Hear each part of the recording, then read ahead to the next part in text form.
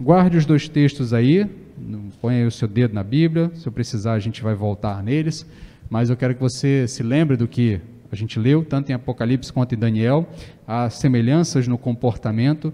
Isso é normal entre os livros apocalípticos, os livros de profecia, especialmente esses livros apocalípticos, a segunda etapa de Daniel, do capítulo 9 em diante, e também boa parte do livro de Ezequiel e boa parte do livro de Apocalipse, eles conversam muito entre si, porque aos três profetas, a Daniel, a João e a Ezequiel, foi dado ver as coisas que iriam acontecer, e foi dado a eles também a ordem para escrever sobre essas coisas.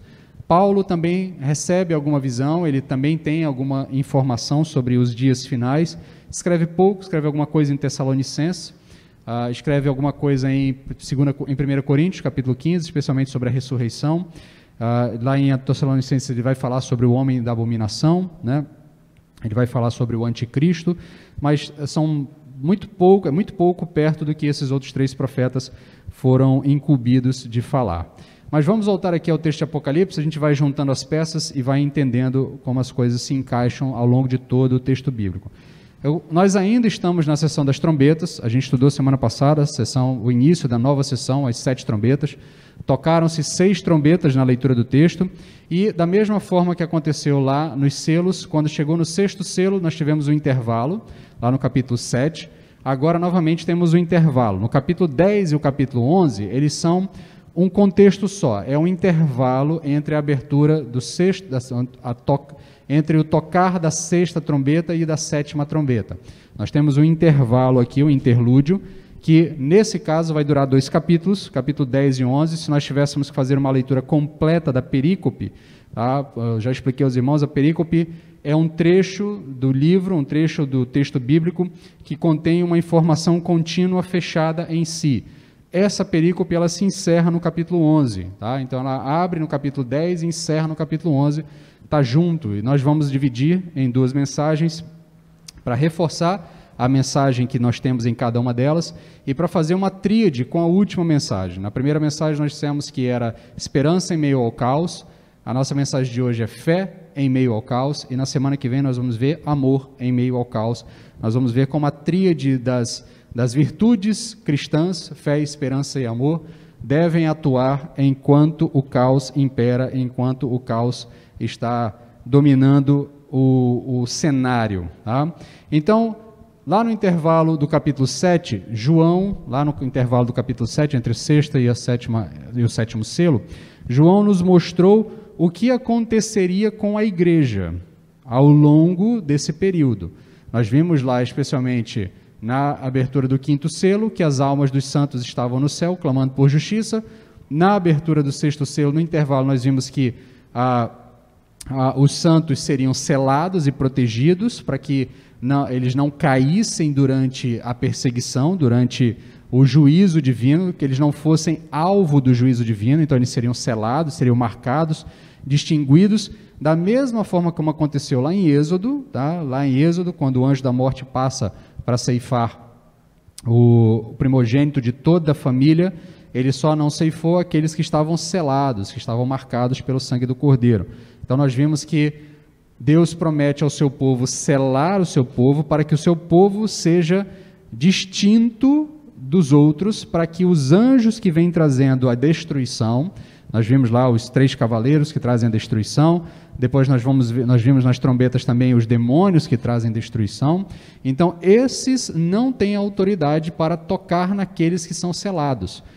O livro de Apocalipse fala bastante, é bastante conhecido pela marca da besta, mas nós vimos que até agora o que impera, o que importa, o que é de fato replicado e repisado ao longo do livro é a marca de Cristo, é a marca de Deus, é a marca do povo de Deus, é o selo que o povo de Deus carrega na testa. É óbvio que esse selo é um selo espiritual, isso não é um selo físico, nem mesmo a marca da besta é uma marca física, nós vamos ver quando formos falar dela, não é uma marca física, então já tire do seu imaginário todos os chips que tentaram te vender como marca da besta, celular ou qualquer outra coisa, implante de qualquer coisa que você possa colocar. A marca da besta não é física, a marca da besta é espiritual, assim como a marca de Deus também não é física, é uma marca espiritual. Nós vamos ver isso mais para frente. Mas o fato é que lá João mostra o que vai acontecer com a igreja, como Deus vai proteger a igreja desse caos, porque Deus vem para fazer uma espécie de,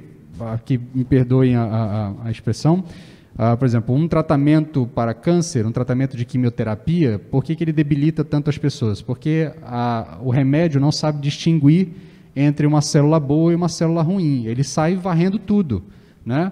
Então, Deus em tese viria para fazer uma grande quimioterapia no mundo, ele vem para varrer toda a maldade, contudo ele marca os seus para que o seu juízo não passe por eles. Então, nesse sentido, o primeiro intervalo nos mostra, Deus vai separar o seu povo. Nós não vamos sofrer o juízo de Deus, mas nós vamos sofrer as consequências tanto do juízo de Deus, quanto da maldade daqueles que são objeto do juízo de Deus. Porque ao longo do texto fica claro que aqueles que serão objeto do juízo de Deus se enfurecerão e se voltarão contra o povo de Deus. Então, a igreja não está protegida da maldade do homem, nem da maldade das bestas, nem da maldade daqueles que desejam fazer mal ao povo de Deus. Ela está protegida do juízo de Deus, que é o que de fato importa. Porque é o juízo de Deus que condena para a perdição. A maldade dos homens, ou a maldade das bestas, a maldade dos demônios, eles não têm poder para definir a nossa vida eternamente, mas o juízo de Deus tem poder para definir a nossa vida eternamente. Então, desse juízo nós estamos protegidos, e isso é o que de fato importa. Nesse novo intervalo, João agora vai mostrar como é que a igreja tem que se comportar enquanto o juízo está acontecendo. Ele já começou a falar isso no capítulo passado. Nós vimos que em meio ao caos da abertura das trombetas, do tocar das trombetas, a igreja precisa continuar orando. Por isso, a igreja precisa manter a esperança. Ela mantém a esperança porque ela sabe que as suas orações serão ouvidas. Vimos na semana passada que o povo de Deus orará, essa oração subirá a Deus e da mesma forma como aconteceu lá em Êxodo, Deus vai responder à oração do povo com juízo. O povo estava preso no Egito, sofrendo cativeiro e pedindo a Deus clemência pela maldade que eles estavam sofrendo nas mãos dos egípcios. Deus ouve a oração do seu povo, diz a Moisés, ouvi o clamor do meu povo e vim responder esse clamor. Há um paralelo muito semelhante no capítulo passado, no capítulo 9, 8 e 9, especialmente no 8, na verdade, quando o incenso sobe à presença de Deus e Deus então ordena que o anjo derrame o incensário, as cinzas do incensário, o carvão do incensário, na terra, e quando ele faz isso, os juízos começam, porque o próprio derramar, a resposta de Deus à oração do povo, é o início do juízo de Deus. E aí toca a primeira trombeta, toca a segunda, toca a terceira, toca a quarta, toca a quinta, nós temos aquele caos imperando e no meio de tudo isso a igreja ora. A igreja se mantém esperançosa orando, porque Deus vai responder às suas orações. Nesse capítulo e no próximo, nós vamos continuar vendo o que a igreja tem que fazer enquanto o caos está imperando. E agora nós vamos focar na fé. A igreja deve manter a sua fé enquanto o caos impera. E ela vai fazer isso internalizando a palavra, literalmente comendo a palavra, como o João vai nos mostrar aqui ao longo do texto.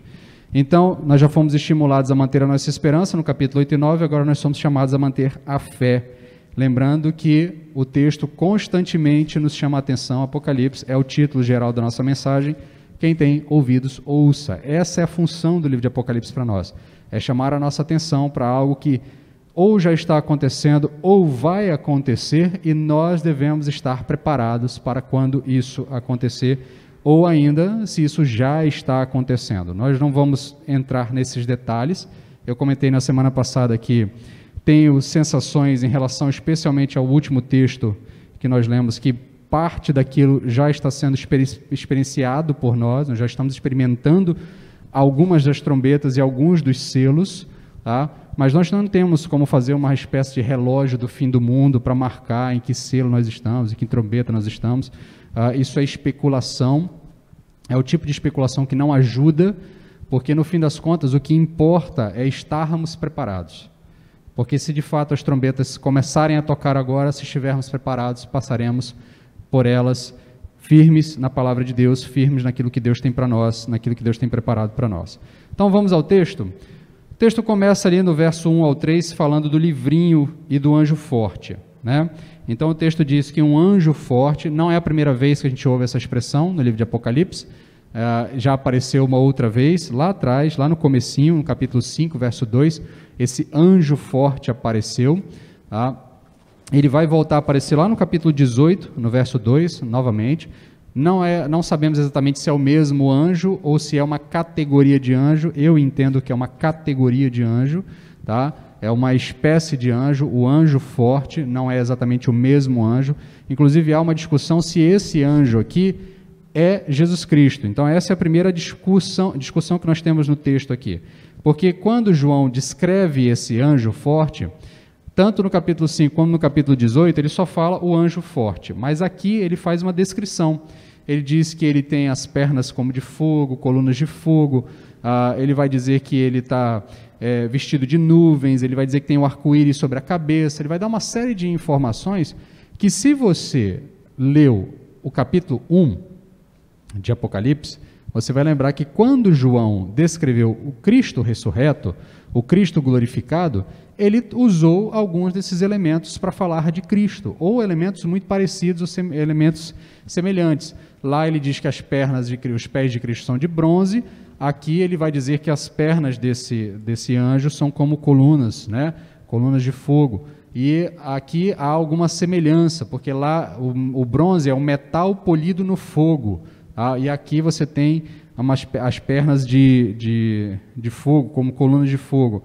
Há uma discussão se seria Jesus aqui, né? Então alguns estudiosos defendem a ideia de que é Jesus aqui, tá? Até mesmo porque quando ele vai colocar o pé sobre a terra e sobre o mar, esse é um tipo de demonstração visível de domínio, tá? de poder. Eu tenho o pé sobre a terra, eu tenho o pé sobre o mar, eu tenho domínio sobre essas coisas, tá? Então quando alguém no mundo antigo tomava posse de alguma região, ele fincava os seus pés naquela região.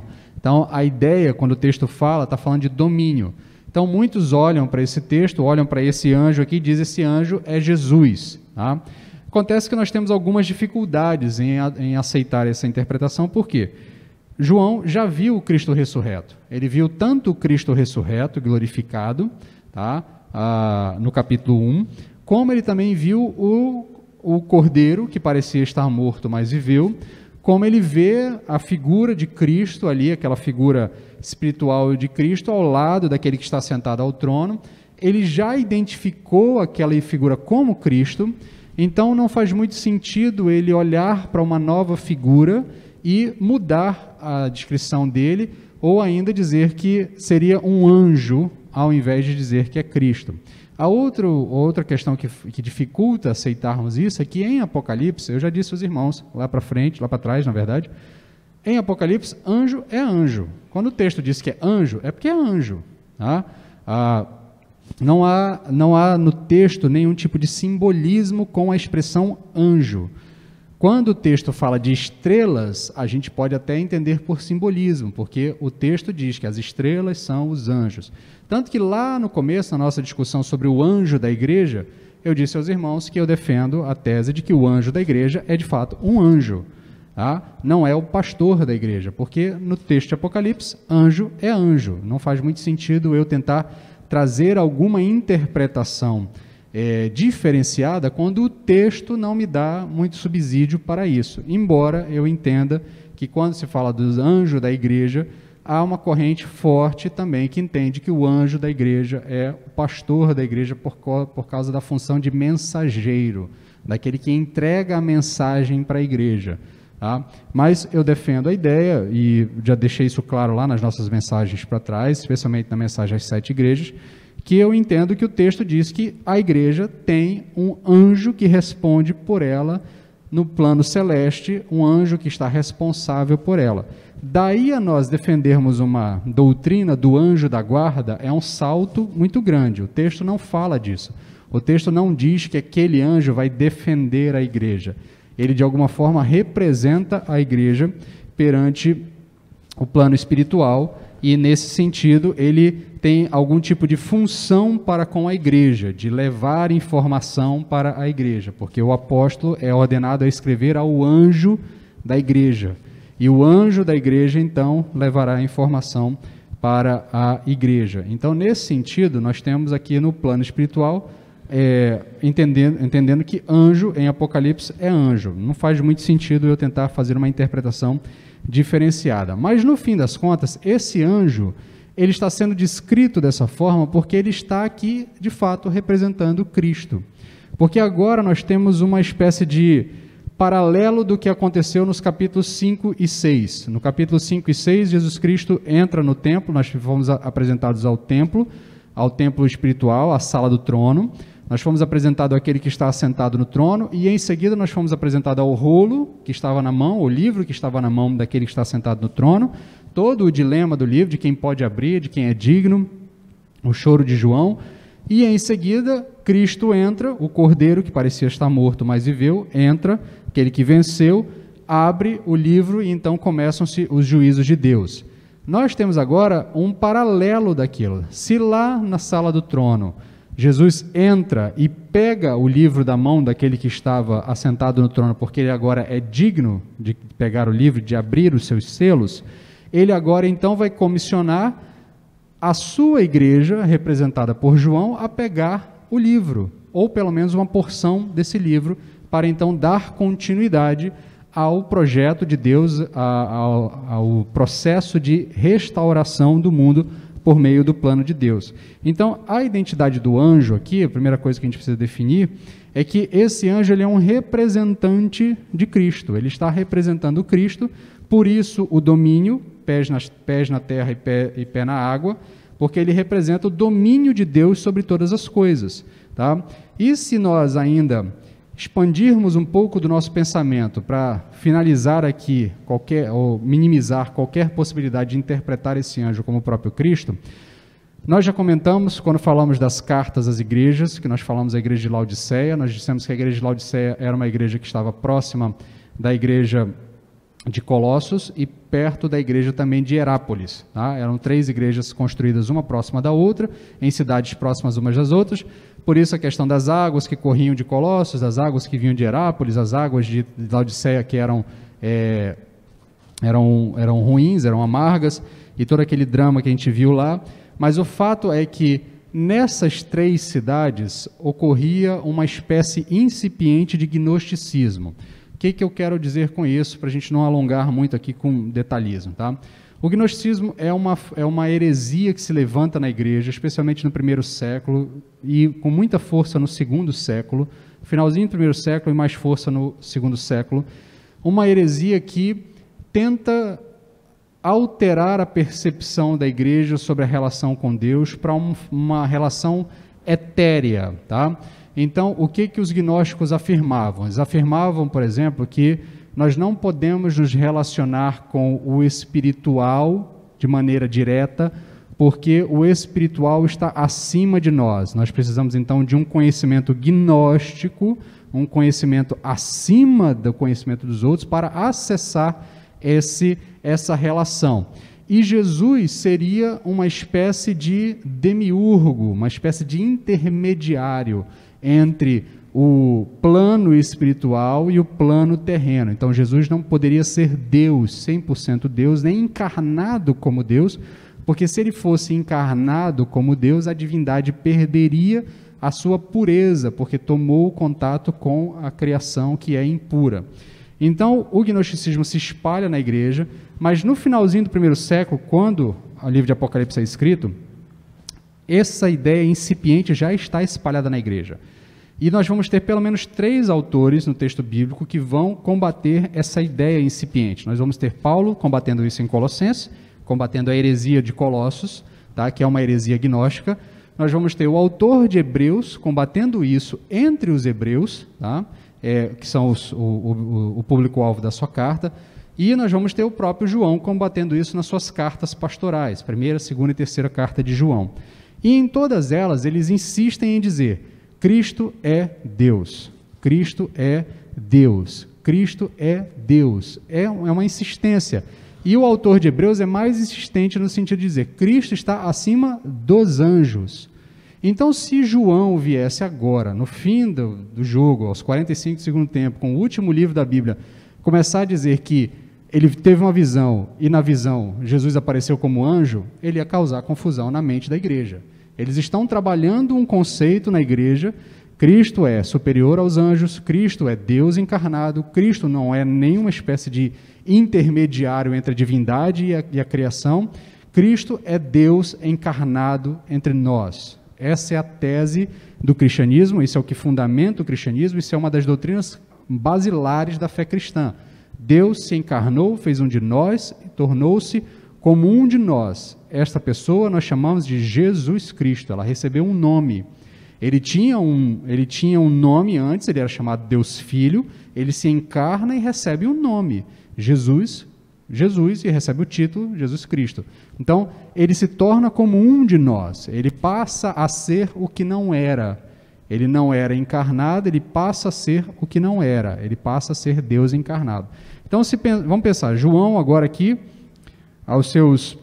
próximo dos seus 90 e poucos anos, próximo já do primeiro século da igreja encerrar-se, aí ele vem e diz, recebi uma visão e nessa visão Jesus apareceu como um anjo. Pensa na confusão que ia causar na mente dos cristãos que estavam sendo doutrinados com a ideia, Cristo está acima dos anjos, Cristo está acima dos anjos, Cristo está acima dos anjos. Então, juntando tudo isso, a gente conclui que este anjo não é Jesus, esse anjo é uma representação de Jesus para João, uma espécie ali de um processo de mimeticismo, tá? O anjo representa Jesus, João representa a igreja e nós temos ali um simbolismo em tudo que está acontecendo. Então nós podemos aceitar que a caracterização serve para apontar em nome de quem o anjo fala. Aquele anjo fala em nome de Cristo, por isso a caracterização que ele recebe é caracterizações que eram apontadas para Cristo. O texto continua na parte A do verso 2, falando do livrinho. Diz que na mão desse anjo tinha um pequeno livrinho, e aí nós temos uma segunda discussão, que livrinho é esse? O livro de Apocalipse tem diversos livros internos dentro, né, falando sobre diversos livros. Nós já vimos o primeiro, o rolo, que estava na mão daquele assentado no trono. Mais para frente nós vamos ver o livro da vida, que nós lemos lá em Daniel. Daniel fala do livro da vida, mas em Apocalipse mais para frente ele vai voltar a aparecer, esse livro da vida.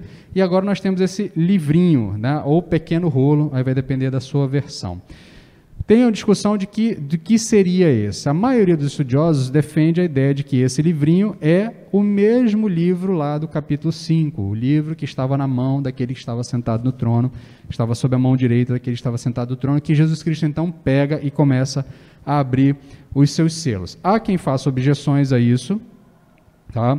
Exatamente porque o texto se refere na forma diminutiva, lá ele chama de livro, aqui ele chama de livrinho, tá? Contudo, no grego, tá? Aí aqui é uma discussão mais exegética, uma questão de léxico aqui, de tradução, que nós não temos tempo nem condições de debatermos isso profundamente numa mensagem, mas no grego original,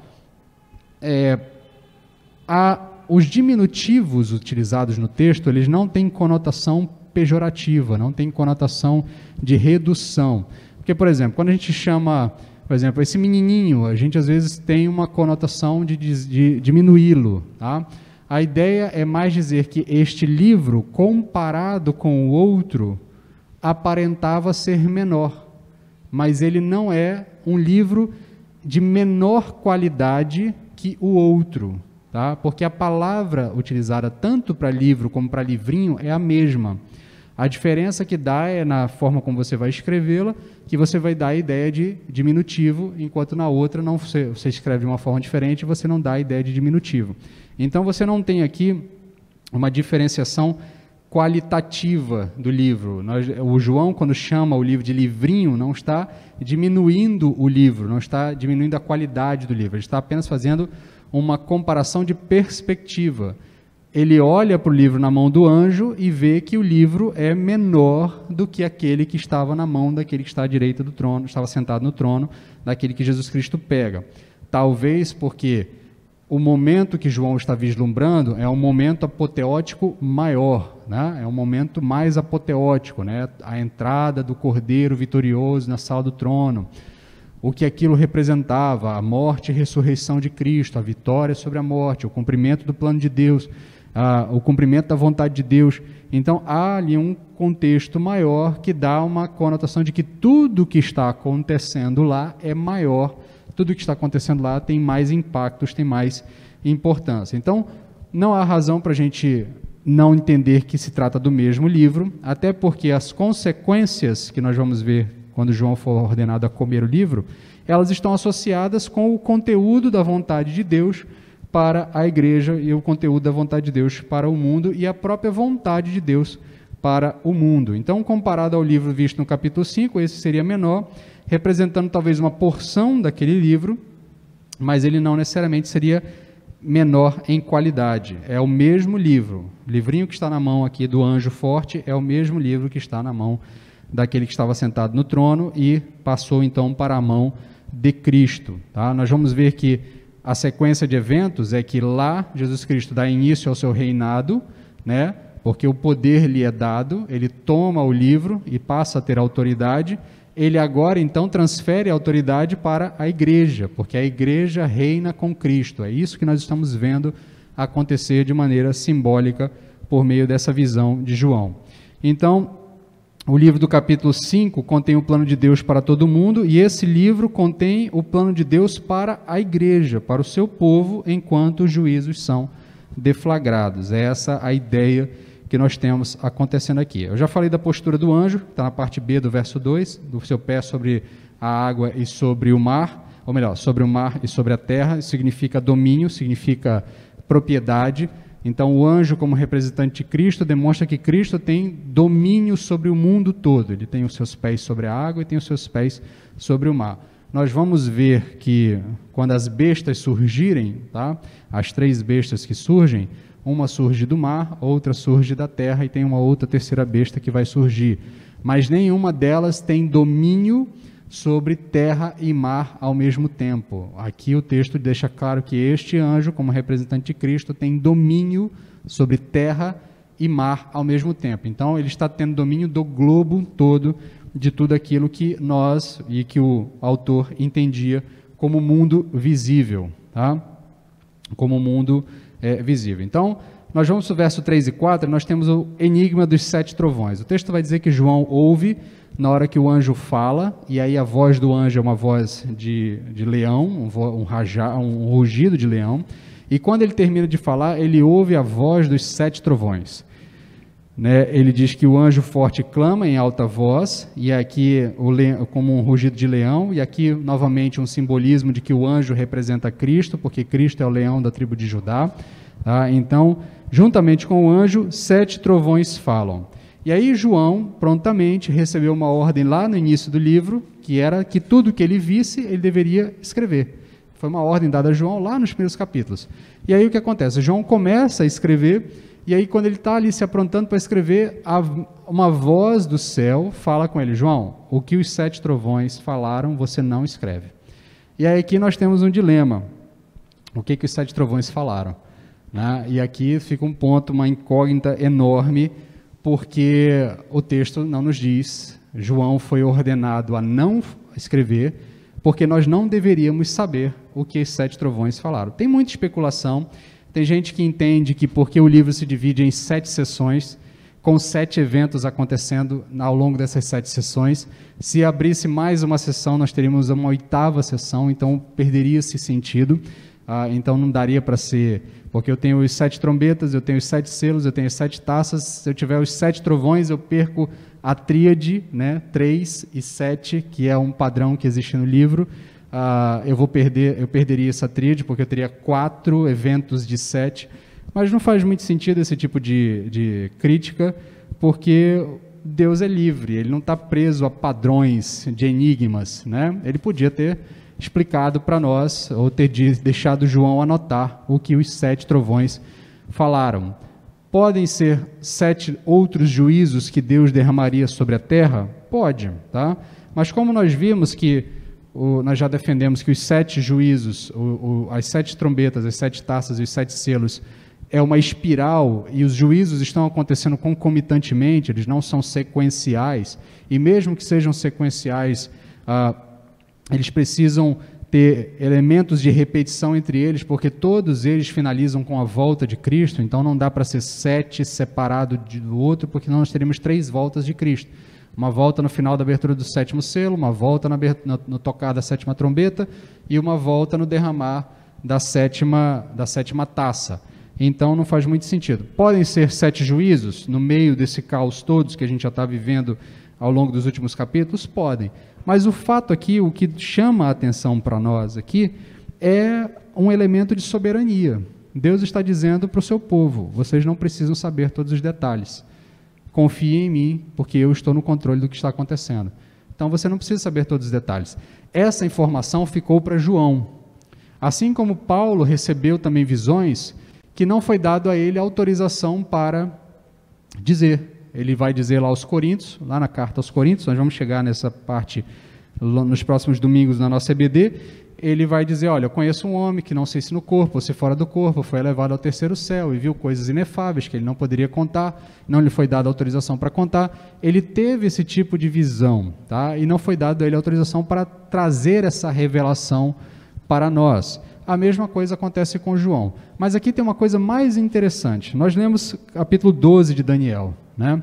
E nós vimos que quando Daniel está recebendo os finalmente da sua visão apocalíptica, porque o capítulo 12 está encerrando a visão apocalíptica de Daniel. Quando Daniel está recebendo os finalmente, ele faz uma pergunta ao anjo, né?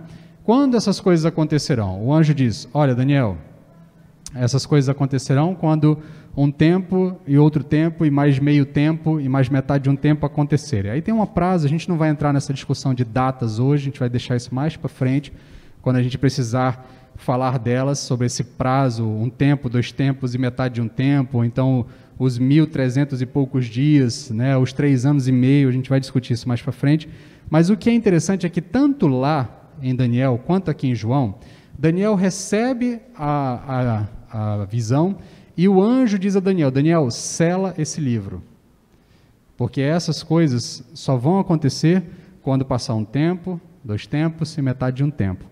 Então sela, guarda isso. E o anjo ainda diz, muitos vão especular, muitos vão estudar, muitos vão tentar entender, mas somente os sábios entenderão, somente aqueles a quem receber a revelação é que vão entender. Isso está lá no texto de Daniel. Ele vai dizer que muita gente vai especular sobre o que Daniel escreve, mas muita gente não vai entender, porque no tempo certo as pessoas entenderão. As pessoas entenderiam. Quando os eventos que tiverem que acontecerem, então o conteúdo de Daniel será conhecido. E João recebe algo muito parecido. João recebe uma ordem, olha, sela essa informação, porque essa informação não é para vocês nesse momento, vocês não saberão sobre essa informação. Como nós entendemos que a revelação bíblica está encerrada em Apocalipse e não há novas revelações bíblicas sobre a vontade de Deus para a humanidade, isso está encerrado no texto bíblico, nós chegamos à conclusão de que a revelação de Daniel ficou selada pelo tempo que deveria ser selada e ela vai ser entendida agora aqui em Apocalipse, porque os eventos que são relatados em Apocalipse vão nos deflagrar o que Daniel entendeu, o que Daniel ouviu lá atrás. Mas isso que João ouve ficou guardado apenas para João. E aqui o elemento principal, tanto em Daniel quanto em João, é a soberania de Deus. Deus diz a Daniel, no tempo certo o povo vai entender o que eu te revelei. E ao mesmo tempo ele olha para João e diz assim, o povo não precisa saber o que eu te revelei. Deus continua sendo soberano sobre todas as coisas, ele tem controle sobre todas as coisas e ele diz ao povo, vocês não precisam saber todos os detalhes, eu estou no controle, isso é o que mais importa a vocês. Com Daniel, ele teve misericórdia de nós. Nós vamos entender Daniel a partir da luz de Apocalipse. Nós vamos ver que esse texto de Apocalipse responde à pergunta de Daniel. Daniel faz uma pergunta, quando essas coisas acontecerão? E nós vamos ver que o anjo diz a João, não haverá mais demora. O anjo está respondendo à pergunta de Daniel. Porque os eventos que Daniel tem nas suas visões sobre o fim do mundo, as coisas que vão acontecer, o anjo está dizendo, as coisas que Daniel viu lá atrás estão acontecendo agora ao longo dos 7 juízos de Deus, das 7 trombetas, dos 7 selos e das 7 taças. É isso que Daniel vislumbrou lá atrás, está acontecendo agora na visão de João. Então, nós vemos no verso seguinte, verso 5 a 7, o juramento do anjo. Ele responde que não, ele faz um juramento, ele levanta a mão para o céu, da mesma forma que o outro anjo fez lá com Daniel. A diferença é que o anjo de Daniel levanta as 2 mãos, e aqui o anjo de Apocalipse levanta apenas uma mão, a mão direita para o céu, mas todas elas são símbolos de juramento. E ele então diz que não haveria mais demora. Obviamente, ele está se referindo ao juízo final, à parousia, à volta de Cristo, ao momento derradeiro de todas as coisas. E, novamente, nós temos um eco de Daniel 12. Em Daniel 12, Daniel queria saber quando se cumprirão essas maravilhas. O anjo lá responde, quando um tempo, metade de um tempo, ou melhor, quando um tempo, 2 tempos e metade de um tempo acontecer, essas coisas acontecerão. Ele vai responder dizendo que isso se daria depois de um tempo, 2 tempos e metade de um tempo, e quando acabar a destruição do povo de Deus, do poder do povo santo, essas coisas se cumprirão. E aí, então, Daniel ouve essa resposta enigmática do anjo lá, e agora João ouve a resposta que Daniel gostaria de ouvir. O anjo diz, essas coisas acontecerão e não vão demorar para acontecer. Essas coisas, não haveria mais demora para aquilo que Daniel havia visto e João estava vendo. Então, os 2 textos conversam um com o outro. Apocalipse 12, ou melhor, Apocalipse 10 está conversando diretamente com Daniel, capítulo 12, respondendo à pergunta de Daniel. Quando essas coisas acontecerão? João está ouvindo a resposta muitos anos depois, essas coisas não vão demorar para acontecer. E nós estamos ouvindo a resposta dos 2 ao mesmo tempo. E isso aqui é interessante no texto bíblico. Quando você vai lendo o texto como uma grande narrativa, do começo ao fim, se você for lendo, de chegar em Daniel, você vai ficar intrigado tanto quanto Daniel. Porque você vai ver as informações e Daniel faz uma pergunta legítima. Quando essas coisas acontecerão? E o anjo diz, quando um tempo, 2 tempos e metade de um tempo acontecer. Aí ele vai falar de uma quantidade de dias que sempre vai dar uma conta de 3 anos e meio. 3 anos e meio, ou em dias, ou em anos, ou em meses, ou nessa expressão, um tempo, 2 tempos e metade de um tempo. Obviamente que isso não aconteceu depois de 3 anos e meio de João. Esse é um símbolo, esse é um elemento simbólico. Esse período de 3 anos e meio, ele tem a ver com um tempo que é longo, mas ele é abreviado porque ele não é o tempo completo, porque se fosse completo seriam 7. Você já aprendeu ao longo do estudo de Apocalipse que toda vez que o texto fala de 7, ele está falando de completude.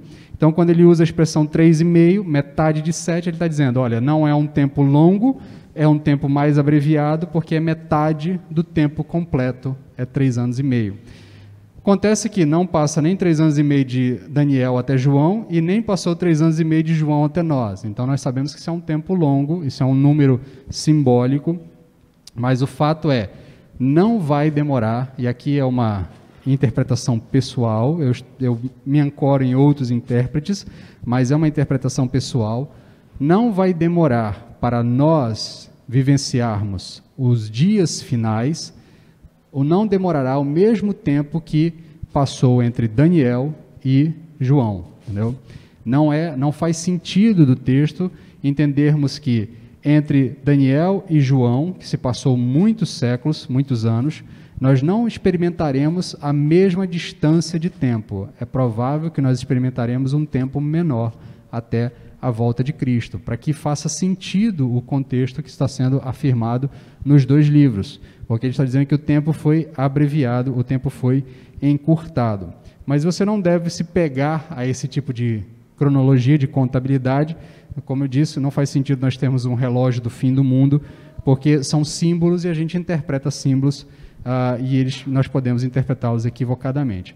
Porque agora que a gente entra aqui, a partir do verso 8, naquilo que de fato o texto quer falar conosco nesse capítulo. Nós temos aqui o comissionamento de João. João, então, recebe essas informações, ele recebe uma ordem para ir até o anjo, pegar o livro e comer o livro que está na mão do anjo. E aqui nós temos um paralelo com o comissionamento de Ezequiel. Ezequiel, lá capítulo 3, ele também é ordenado a comer a lei do Senhor. Também é dada a mesma ordem a Ezequiel. E lá também, para Ezequiel, diz que quando ele comesse, a lei do Senhor seria doce na sua boca. Tá? E a mesma coisa é dita para João. João, então, deve comer aquele livro e vai dizer que vai ser doce na sua boca e depois amargo no seu estômago. O texto inverte, diz que primeiro será amargo no estômago e depois doce na boca, mas a ordem, a sequência normal é passar primeiro pela boca e depois ir ao estômago. Mas o fato é que o que João está ouvindo ali é a mesma coisa que Ezequiel ouviu, é um comissionamento para profetizar, é um comissionamento para ir e fazer algo em nome de Deus, para fazer algo em nome de Deus. E a primeira coisa que ele deveria fazer é internalizar a palavra de Deus. A ordem que é dada tanto a Ezequiel como a João, e Ezequiel lá representa os profetas de Deus, e João aqui representa a igreja de Deus. A ideia é que nós temos que internalizar a palavra, comer a palavra, para então poder profetizar a palavra, falar da palavra e anunciar a palavra. Então nós temos aqui inúmeros paralelos no texto bíblico, você pode pegar os salmos, diversos dele, que vão fazer essa associação de que a palavra é doce, tá? Que a palavra é alimento, que a palavra nos dá força, que a palavra nos dá capacidade, nos dá condição, que nós precisamos, de fato, nos alimentar da palavra de Deus, que nós devemos comer ela, que nós devemos tê-la em nossas vidas, né? Atar, o texto de Deuteronômio é um dos mais conhecidos, que nós deveríamos, de manhã, de tarde, de noite, atar a nossa fronte, ter o texto bíblico vivenciado conosco o tempo todo, e então, para poder conhecê-lo e então anunciar ele a outras pessoas. E aqui é um comissionamento da igreja, o João aqui é um representante da igreja, um comissionamento da igreja para a sua ação profética. Por isso a igreja precisa de fé em meio ao caos, porque para que ela possa anunciar a palavra de Deus, ela tem que ter a fé, e a fé vem pelo ouvir, e ouvir a palavra de Deus, como o apóstolo Paulo vai nos dizer lá em Romanos capítulo 10, verso 17. Então o João recebe uma ordem: come esse livro, ele vai ser doce na tua boca, depois vai ser amargo no teu estômago, e vai e anuncia às pessoas. Então é uma ordem para a profetização, para o anúncio da palavra de Deus a outras pessoas. E por que ele é doce na boca e amargo no estômago? Porque assim como Ezequiel enfrentou a desobediência do povo de Israel, o texto lá em Ezequiel diz bem assim: mas a casa de Israel não te darás ouvidos, Ezequiel 3,7, mas a casa de Israel não te darás ouvidos, porque não me quer dar ouvidos a mim, pois toda a casa de Israel é de fronte obstinada e dura de coração. Isso é Ezequiel 3,7, Deus dizendo a Ezequiel: olha, come a minha lei e anuncia ao povo, come a minha palavra e anuncia ao povo. A minha palavra é doce na tua boca, contudo você vai enfrentar dificuldades, as pessoas não vão te dar ouvido. Você vai falar e as pessoas vão te rejeitar. A mesma coisa vai acontecer com João. João vai receber, internalizar a palavra, a igreja vai internalizar a palavra, vai anunciar a palavra, mas a igreja vai sofrer perseguição, a igreja vai morrer, a igreja vai ser rejeitada, a igreja vai ser perseguida, e no próximo capítulo nós vamos dizer que a igreja vai morrer. Ela literalmente vai morrer. O texto vai dizer que as duas testemunhas do próximo capítulo, que são também símbolos da igreja, João é um símbolo da igreja, no próximo capítulo as duas testemunhas também são símbolos da igreja, elas de fato morrerão em praça pública.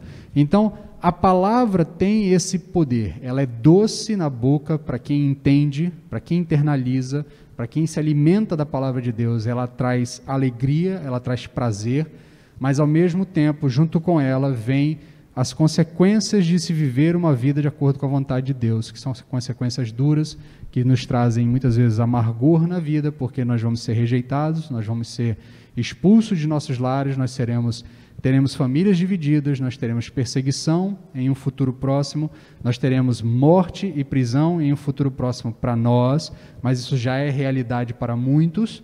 Quem vive em países fechados já experimentam essa realidade da doçura do Evangelho, porque encontram a conversão e entendem a vida de fato e passam a ter uma visão sobre Deus e sobre sua vida que nunca tiveram ao longo da sua existência, mas ao mesmo tempo enfrentam todo tipo de dor, de sofrimento, de violência, de expulsão de família, de perseguição.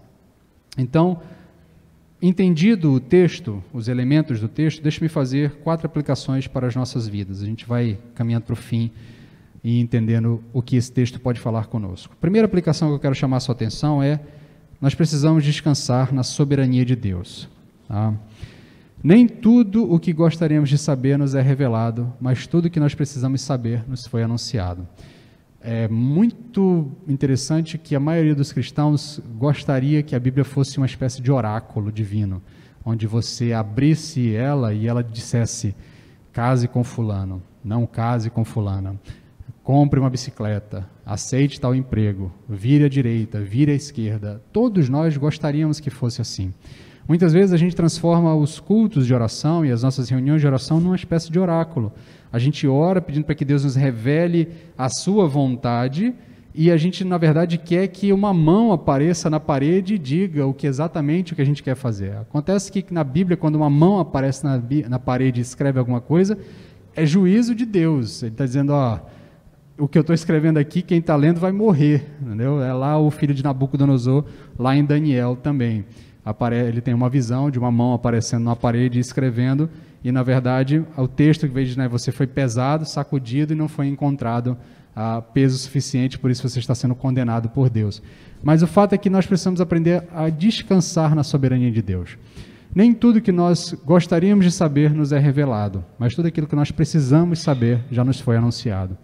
Tudo que nós precisamos saber para saber qual é a vontade de Deus para a nossa vida está no texto bíblico. Acontece que muitas vezes nós não queremos estudar o texto bíblico, nós não queremos internalizar o texto bíblico, nós não queremos comer o texto bíblico. Nós queremos que ele nos seja entregue de maneira fácil, que as pessoas respondam os nossos dilemas sem que a gente, de fato, se debruce no texto bíblico. Deus não nos precisa explicar todas as coisas, Ele é soberano, Ele sabe o que é melhor. E muitas vezes vão acontecer eventos nas nossas vidas que nós não vamos entender. Nós não vamos achar uma explicação razoável para aquilo. Mas ainda assim é vontade de Deus. Ainda assim é soberania de Deus. Ainda assim Deus continua no controle. Deus não está assistindo ao caos, assustado, como se Ele não soubesse o que fazer.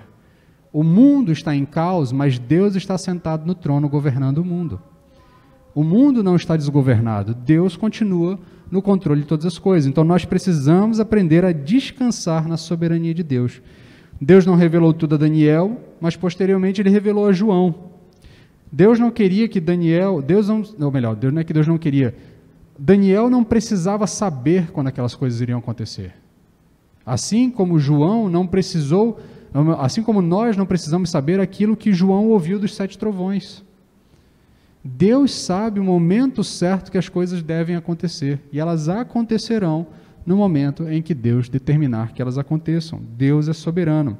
Ele sabe quando as coisas devem acontecer, não nós. Ele sabe o que é melhor para nós, não nós. Nós temos que descansar na soberania de Deus.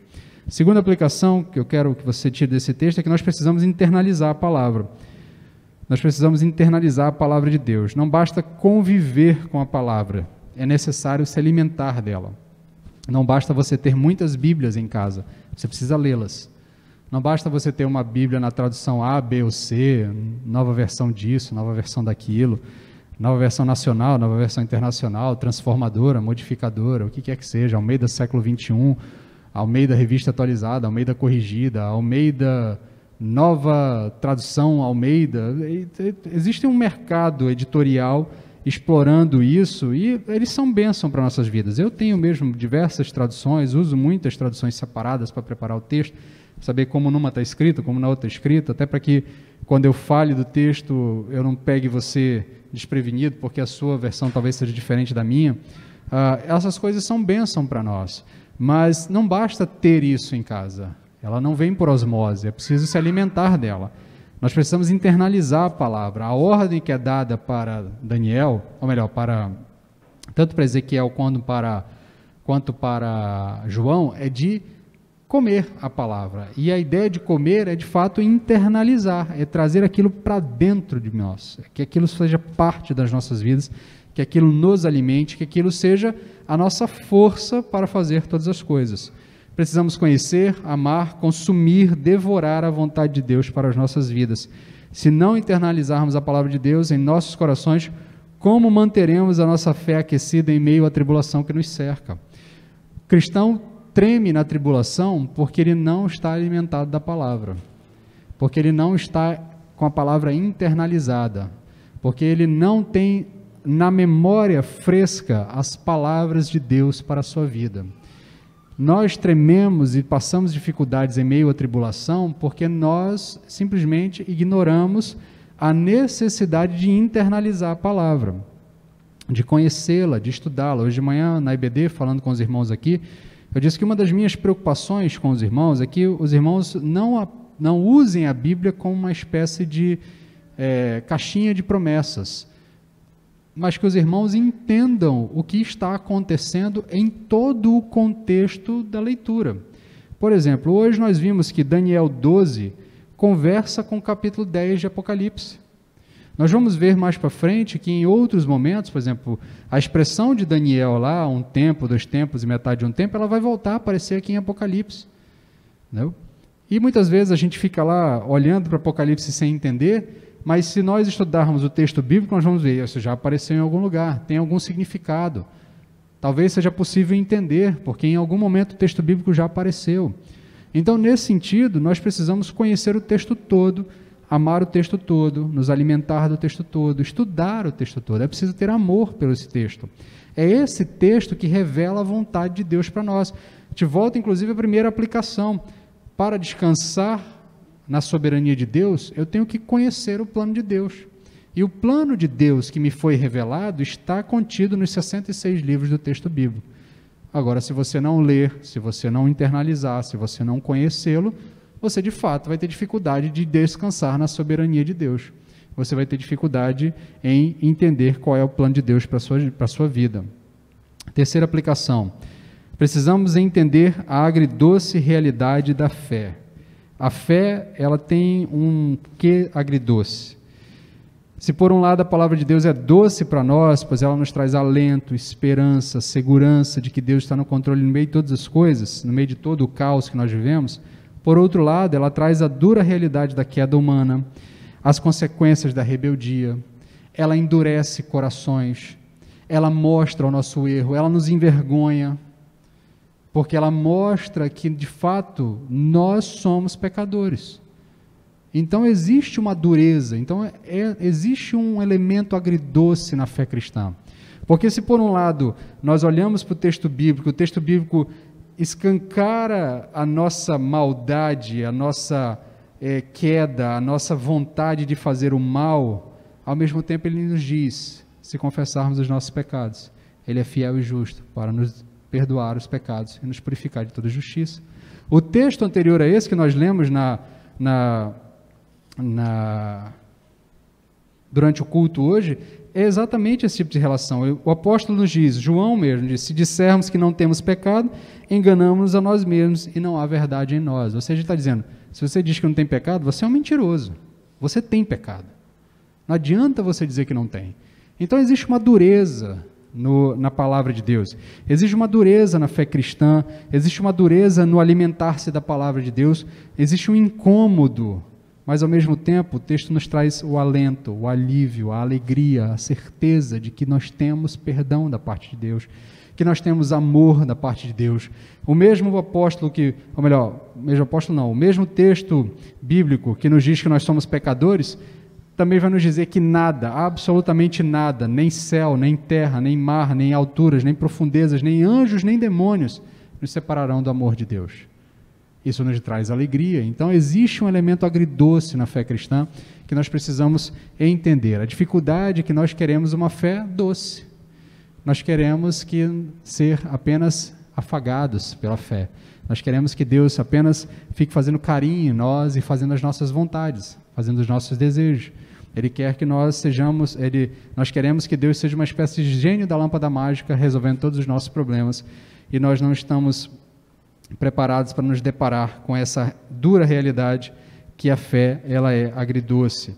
O caminho até a salvação não é fácil, a porta não é larga, o percurso não é calmo, haverá tribulações, haverá perseguição, haverá oposição, mas ainda assim, Salmo 119, 2, bem-aventurados que guardam as suas prescrições e buscam a de todo o coração, e lâmpada para os meus pés é a tua palavra, e luz para os meus caminhos. Salmo 119, 105. O texto bíblico nos garante um caminho iluminado, ainda que esse caminho seja duro, seja turbulento, ainda que nós passemos pelo vale da sombra da morte, nós não estaremos sozinhos, o pastor estará conosco.